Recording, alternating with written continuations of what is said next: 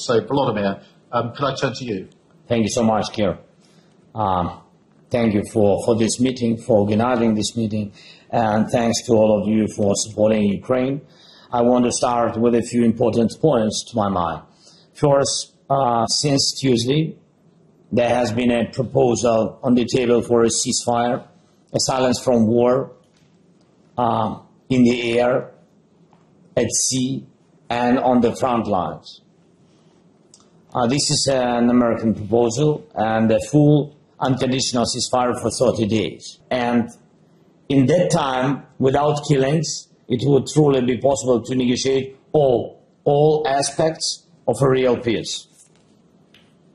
Well, we talked about who would delay peace and slow everything down, and now we see it clearly. A ceasefire could have already happened, but Russia is doing everything to prevent it. Putin is lying to everyone about the situation on the ground, especially about what's happening in the Kursk region, where our Ukrainian forces continue their operations.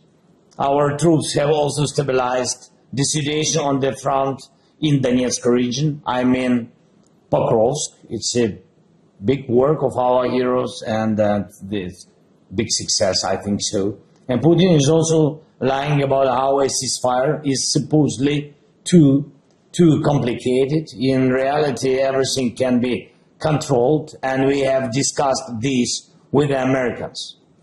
The truth is, Putin has already dragged out the war for nearly a week after the talks in Jeddah in Saudi, and he will keep dragging it out. This is Russia's war, more than 3 years of full-scale fighting and destruction. To stop this, active pressure is needed, not just talks. Pressure on Russia, strong measures are needed to take even the first steps toward ending the war. This includes sanctions. Sanctions against Russia must not only be maintained, but continuously strengthened. And I ask you to take these steps and to work with your partners on this. Second, we must define a clear position on security guarantees. Security is the key to making peace reliable and lasting. We need to keep working on the contingents that will form the foundation of Europe's future armed forces. Peace will be more reliable with the European contingents on the ground and the American side as a backstop. There must be clear commitments on how this will function. The same goes for investments in defense production, both in Ukraine, where it's now growing the fastest, and in your countries. Europe needs its own arsenals and the capability to produce the most advanced weapons. It shouldn't take you 3 to 5 years to produce ammunition when it's about your defense and it's about your security. Please do it as soon as possible.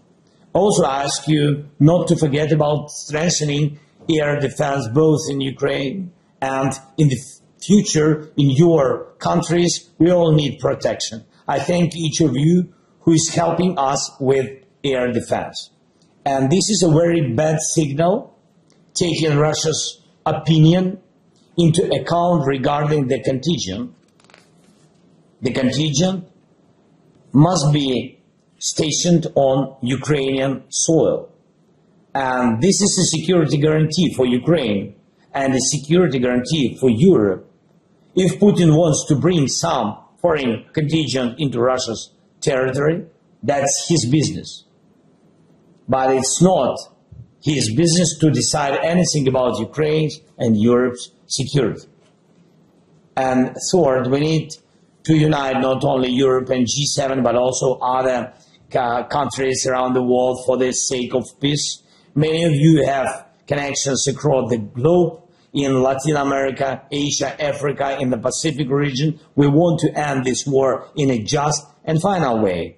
And we have mobilized diplomacy to the maximum to achieve this. And the world must understand that Russia is the only obstacle preventing peace. I ask you to talk to everyone from Brazil to China, from African nations to Asian countries, about the fact that real peace is needed, peace through strength, peace through forcing Russia to take all necessary steps for the sake of peace. For many years, Putin has been lying to the world, claiming that he did not provoke or prolong this war. But now, with a ceasefire situation, everything is very clear. Whoever imposes unnecessary conditions that complicate and delay everything, that is the true cause of the war. Putin does it. The path to peace must begin unconditionally, and if Russia doesn't want this, then strong pressure must be applied until they do. Moscow understands one language. I ask you to talk to America, to President Trump, to help bring peace faster. This can happen through full sanctions, strong pressure, forcing Russia to make peace. Peace is possible. It's possible when we all work together for peace, for security guarantees, for ensuring that the aggressor gains nothing from this war. Thank you so much. Thank you for your support. Slava Ukraini.